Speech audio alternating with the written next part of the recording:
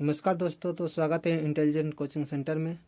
तो आज हम यूरोप में राष्ट्रवाद का जो है दीर्घ उत्तरीय प्रश्न लेकर आए हैं, जिसका पहला प्रश्न है, इटली के एकीकरण में मेजनी, काउंट काबूर, गैरीबाल्डी के योगदानों को बतावे। उत्तर है, इटली के एकीकरण में तीनों का महत्वपूर्ण योगदान था। तीनों ने जो है बहुत बड़ा योगदान दिया था किसमें, इटली के एकीकरण में। जिसमें पहला योगदान मेजनी के बारे में पढ़ेंगे कि मेजनी ने क्या योगदान दिया था। तो मेजनी का योगदान, इनका उद्देश्य ऑस्ट्रिया के प्रभाव से इटली को मुक्त करवाना था। राष्ट्रवादी भावना से प्रेरित होकर उन्होंने गुप्त क्रांतिकारी संगठन कार्बोनरी की सदस्यता ग्रहण की। ठीक है, मेजनी का क्या उद्देश्य था कि ऑस्ट्रिया के प्रभाव से इटली को मुक्त कराए। इटली का ज़्यादातर हिस्सा जो ऑस्ट्रिया के प्रभाव में था। ठीक है, कोई भी काम इटली करता था उसमें ये जो हस्तक्षेप करता था ऑस्ट्रिया। ठीक है, तो मेजनी का मुख्य उद्देश्य क्या था कि ऑस्ट्रिया के प्रभाव से इटली को मुक्त करवाना, और राष्ट्रवादी भावनाओं से प्रेरित होकर इन्होंने क्या किया, एक गुप्त क्रांतिकारी संगठन जिसका नाम क्या है, कार्बोनरी। ठीक है, जिसका नाम क्या है, कार्बोनरी की सदस्यता ग्रहण करी। कार्बोनरी का सदस्य बन गई है। अपने उद्देश्यों को पूरा करने के लिए मेजनी ने क्या किया, अपने उद्देश्यों को पूरा करने के लिए यंग इटली तथा यंग यूरोप की स्थापना की। यंग इटली तथा यंग यूरोप की स्थापना की, यानी कि यंग इटली क्या है, यंग इटली का काम क्या था कि इसका जो काम था कि इटली के अंदर जितने भी हस्तक्षेप हो रहे हैं उनको रोकना। ठीक है, बाहरी हस्तक्षेप को जो है रोकना था। और यंग यूरोप का काम क्या है कि ये दूसरे देशों में हो रहे आंदोलन को क्या करना, प्रोत्साहन देना। इसके बाद जो है हम आते हैं काउंट काबूर के योगदान में।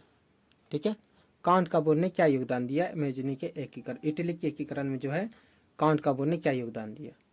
तो काउंट काबूर का योगदान, काउंट काबूर ने भी इटली को एकीकरण में सबसे बड़ा बाधक ऑस्ट्रिया को मानता था। ठीक है, इटली के एकीकरण में किसको सबसे बड़ा बाधक मानता था, ऑस्ट्रिया को। 1860-61 में काबूर ने सिर्फ रोम को छोड़कर, मतलब रोम वाला इलाका छोड़कर उत्तर और मध्य इटली की सभी रियासतों को मिला लिया और जनमत संग्रह करके इसे पुष्टि भी कर लिया था। काउंट काबूर ने क्या किया कि रोम को छुड़ा के, जो इटली की राजधानी थी रोम, उसको छुड़ा के बाकी उत्तर और मध्य इटली में क्या किया इसने, मध्य इटली के सभी रियासत जितने भी राज्य थे उनको आपस में जो है मिला लिया, अपने में मिला लिया इसने, और जनमत संग्रह करके इसकी पुष्टि भी कर दी।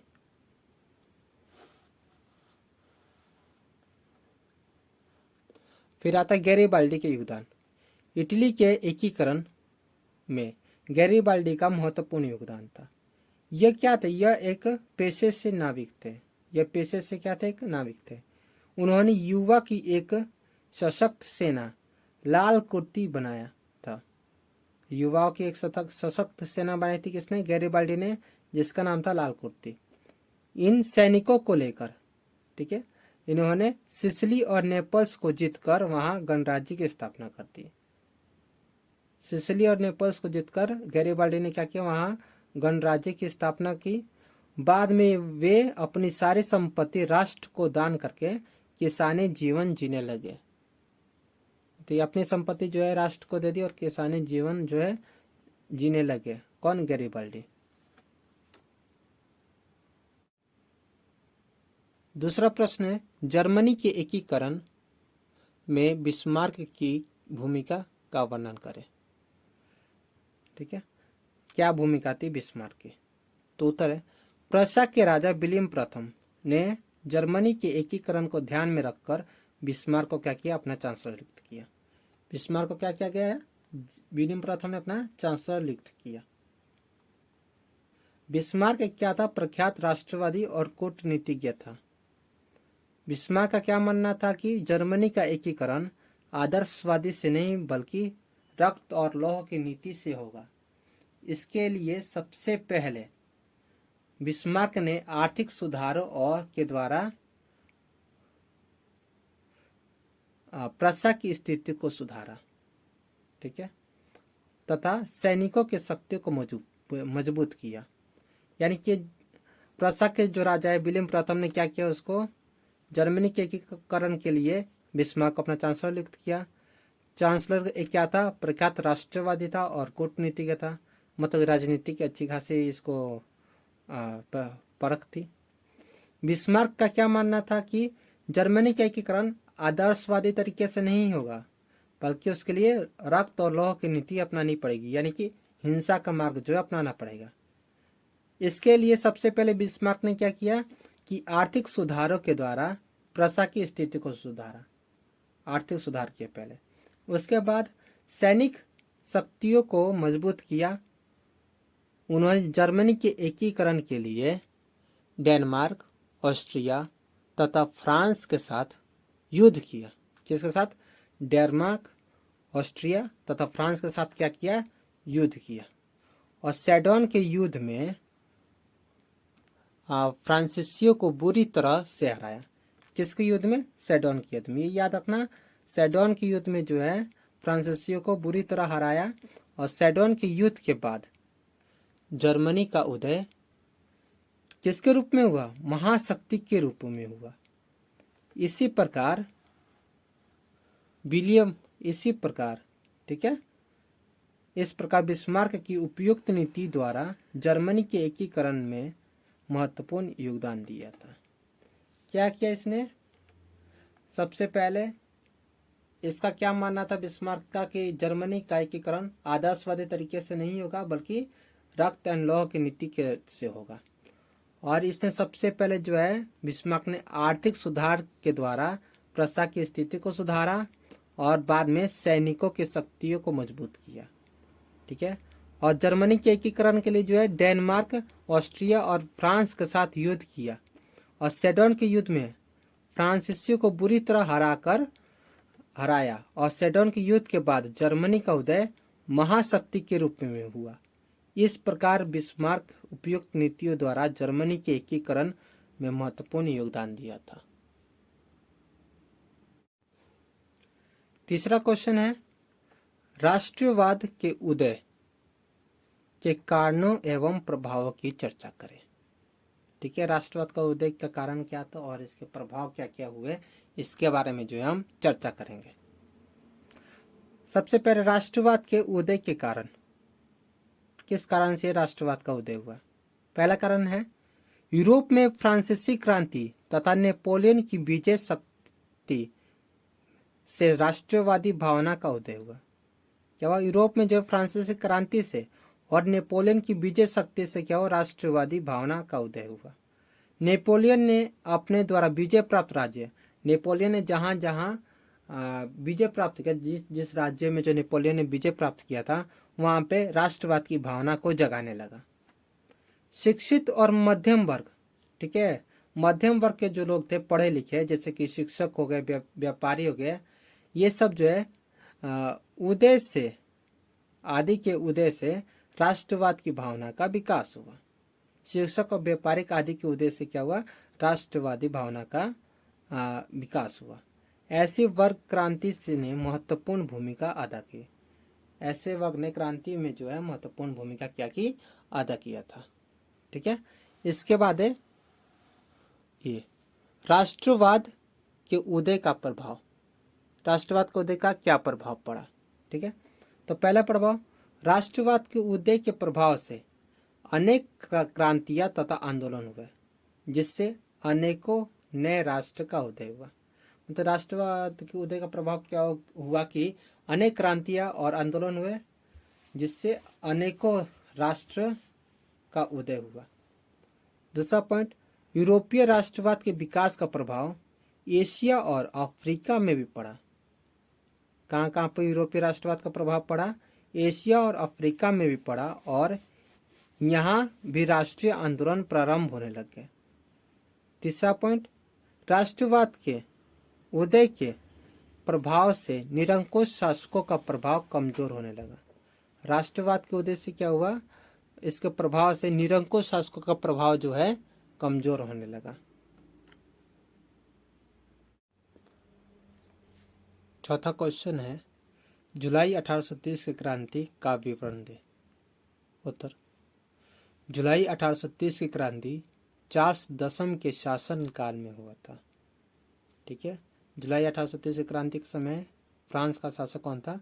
चार्ल्स दशम, जो फ्रांस में उभर रहे राष्ट्रीयता और क्रांति को दबा रही थी, यानी राष्ट्रीयता यानी राष्ट्रवाद की भावना को दबा रहा था, और जो वहाँ पे क्रांति चल रही थी उसको दबा रहा था।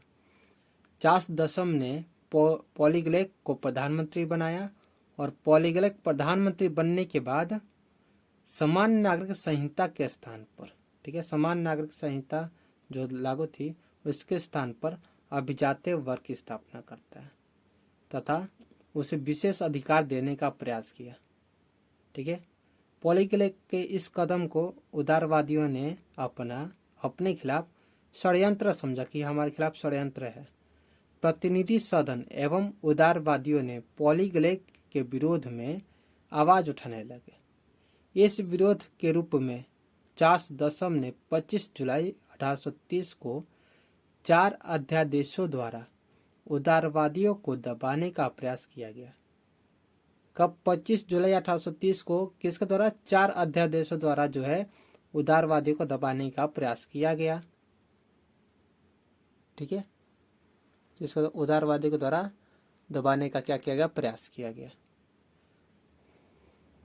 फिर इन अध्यादेशों के विरोध में पेरिस में क्रांति की लहर दौड़ गई, जो फ्रांस की जुलाई 1830 की क्रांति थी। जैसे क्रांति 1830 की क्रांति थी। ठीक है, क्या क्या हुआ इसमें एक बार और देख लेते हैं। ठीक है, जुलाई क्रांति का विवरण दे। इस समय जुलाई की क्रांति 1830 की क्रांति चार्ल्स दशम के शासनकाल में हुआ, जो फ्रांस में उभर रहे राष्ट्रवाद या राष्ट्रीयता एवं क्रांति को दबा रहा था। चार्ल्स दशम ने किसको प्रधानमंत्री बनाया? पॉलीग्लेक को प्रधानमंत्री बनाया, और प्रधानमंत्री बनने के बाद पॉलीग्लेक ने समान नागरिक संहिता लागू करने के स्थान पर क्या लागू कर दिया? इसने अभिजात वर्ग की स्थापना की और उसे विशेष अधिकार देने का प्रयास किया, जिसको उदारवादियों ने क्या समझा?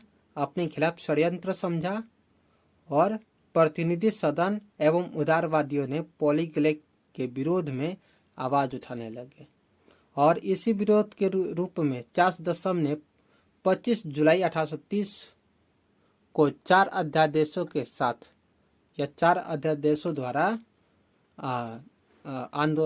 उदारवादियों को दबाने का प्रयास किया गया। फिर इन अध्यादेशों के विरोध में पेरिस में क्रांति की लहर दौड़ गई, जो फ्रांस की जुलाई की क्रांति या फ्रांस की जुलाई की 1830 की क्रांति थी। इसको आप जुलाई क्रांति भी बोल सकते हो और 1830 की क्रांति भी बोल सकते हो। तो 5वां क्वेश्चन दीर्घ उत्तरीय प्रश्न का, यूनानी स्वतंत्रता आंदोलन का संक्षिप्त विवरण दे। मतलब कि यूनान में स्वतंत्रता आंदोलन शुरू कब हुआ, इसका पूरा ब्यौरा देना है। ठीक है, यूनान का अपना गौरवमय इतिहास रहा है। ठीक है, यूनान क्या था? इसका इतिहास गौरव में था। जैसे कि मान लो यूनान जो है विज्ञान में, चिकित्सा में, साहित्य में जो है ये आगे था, लेकिन इसके बावजूद भी यूनान तुर्की के अधीन था। जो तुर्की साम्राज्य उसके अधीन क्या कौन था? यूनान था। फ्रांसीसी क्रांतियों से यूनान के लोगों में भी राष्ट्रवाद की भावना की लहर जगी। तो जो देखा इन्होंने फ्रांस में क्रांतियाँ हो रही है, तो उससे क्या हुआ कि यूनान के लोग भी उनमें भी जो है राष्ट्रवादी की भावना उत्पन्न होने लगी, भावना जो है की लहर जगी। तुर्की शासन से स्वयं को अलग करने के लिए यूनान के लोगों ने भी आंदोलन करने शुरू कर दिए। तुर्की शासन से अलग होने के लिए यूनान के लोगों ने भी आंदोलन करना शुरू कर दिया। तुर्की के शासक आंदोलन को दबाने लगे। ठीक है, और आंदोलन में शामिल यूनान के लोगों को बुरी तरह कुचलने लगे। फिर क्या किया इन्होंने, देखो तुर्की शासन से स्वयं को अलग करने के लिए यूनान के लोग जो है आंदोलन करने लगे। और तुर्की शासक ने क्या किया, आंदोलन को दबाया और आंदोलन में जो शामिल लोग थे उनको बुरी तरह कुचलने लगा। ठीक है, फिर लंदन में एक सम्मेलन हुआ। ठीक है, लंदन में क्या हुआ, एक सम्मेलन हुआ जिसमें निर्णय ये लिया गया कि इंग्लैंड, फ्रांस तथा रूस ने मिलकर तुर्की के खिलाफ, किसके खिलाफ, तुर्की के खिलाफ संयुक्त कार्रवाई करने का निर्णय लिया। किसमें लिया, लंदन में एक सम्मेलन हुआ जिसमें निर्णय लिया गया कि फ्रांस, इटली और फ्रांस, इंग्लैंड और रूस ने मिलकर तुर्की के खिलाफ संयुक्त कार्रवाई करने का निर्णय लिया। संयुक्त कार्रवाई से तुर्की बुरी तरह हार गई। ठीक है, संयुक्त कार्रवाई हुआ तो क्या उससे तुर्की जो बुरी तरह हार गया। फलतः 1832 ईस्वी में यूनान को स्वतंत्र राष्ट्र घोषित कर दिया गया। ठीक है, यूनान क्या था, इसका अपना गौरवमय इतिहास था। क्या था इसका गौरवमय इतिहास था, क्या था गौरवमय इतिहास, कि ये जो है चिकित्सा, कला और विज्ञान में जो है आगे था। लेकिन किसके कब्जे में था, ये तुर्की के कब्जे में था। फ्रांस की क्रांति से क्या हुआ, यूनान लोगों को जो है क्रांति, राष्ट्रवाद की भावना की लहर जगी। तुर्की शासन से स्वयं को अलग करने के लिए यूनान के लोगों ने क्या किया, आंदोलन करने लगे। और जो वहाँ का शासक था तुर्की का, उसने इस आंदोलन को दबाने का प्रयास किया। और जो लोग इसमें जो शामिल थे उनको कुचलने का प्रयास किया। फिर लंदन में एक सम्मेलन हुआ, उसमें क्या निर्णय लिया गया कि इंग्लैंड, फ्रांस तथा रूस ने मिलकर तुर्की के खिलाफ संयुक्त कार्रवाई करने का निर्णय लिया। संयुक्त कार्रवाई से तुर्की, संयुक्त कार्रवाई क्या है, संयुक्त कार्रवाई जो है एक साथ तीनों मिलकर जो है तुर्की पर जो है हमला करेंगे। ठीक है, उसको पर कार्रवाई करेंगे। तो संयुक्त कार्रवाई से युद्ध में बुरी तरह तुर्की क्या हुआ, हार गया। फलतः 1832 में यूनान को एक स्वतंत्र राष्ट्र घोषित हुआ या घोषित किया गया। वीडियो अच्छी लगी हो तो लाइक कीजिए और इसको ज़्यादा से ज़्यादा शेयर कर दीजिए, ताकि जो बच्चे नहीं पढ़ पाते वो लोग भी इसको ज़रूर पढ़ ले। धन्यवाद।